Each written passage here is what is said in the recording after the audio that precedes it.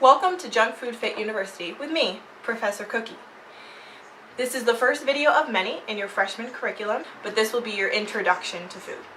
Today we're going to talk about 5 different things: macros, vitamins, minerals, calories, and bioavailability. So hopefully you'll learn a little bit. If you haven't already, get your book. It's online and available, JunkFoodFit by Professor Cookie. If you look in there, some of what we're going to talk about today is in the book. There's chapter 6 called Count Your Macros. So we're going to talk about that, but there's also a little bit extra in the video that is not in the book. So what really are macronutrients? Carbohydrates, protein, fat, water, and alcohol are your 5 macronutrients. The reason why 4 of them are considered macronutrients is because they provide us with calories. So carbohydrates and protein provide us with 4 calories per gram. Alcohol provides us with 7 calories per gram, and fat provides us with 9 calories per gram. The other one is water, and water is considered a macronutrient because it's essential for our survival. Alcohol is one of the ones that it only fits in there because of the calorie piece, but it's not essential for our survival. The carbohydrates, the protein, and the fat, and the water, they're grouped together in being essential for our survival. So I mentioned this word calorie. I know people have heard the word calorie, but really what is it? It's a unit of measure to help us quantify how much energy our body is getting from the food that we're eating. So I had mentioned that carbohydrates have 4 calories per gram. So right here I have some sugar, and sugar is a carbohydrate, and in here this is 1 gram of sugar. 1 gram of sugar. So if I ate all of the sugar, I would get 4 calories from that. This is kind of messy.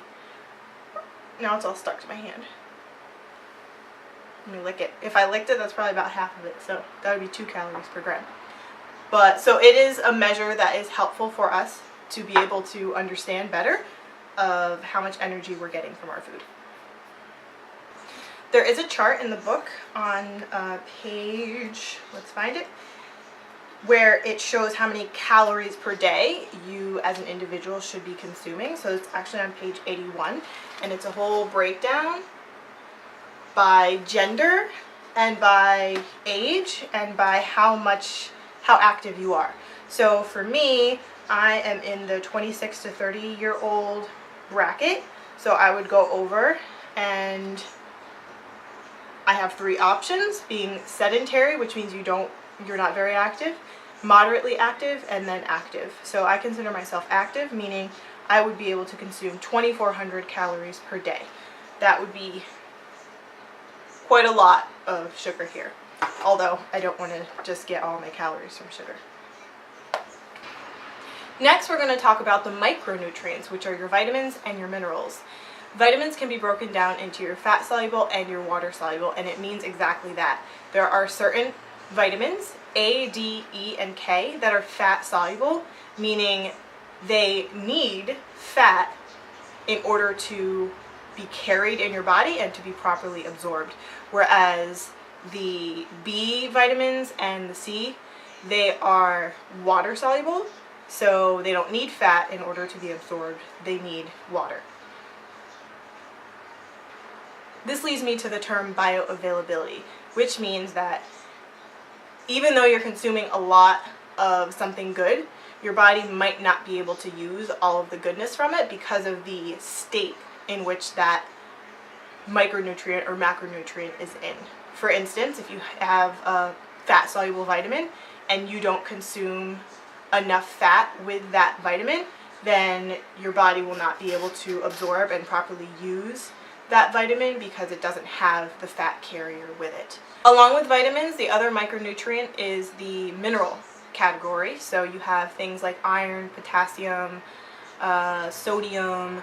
These are all important for our body. There are mechanisms that go on inside of our body that we're not even paying attention to, but these minerals are important to make sure that everything is run properly. So we need both the vitamins and the minerals in our lives. Lastly, I wanted to cover shelf life, and this is also something you've probably heard of and dealt with. You've probably opened up your refrigerator a couple times and smelled something not so nice.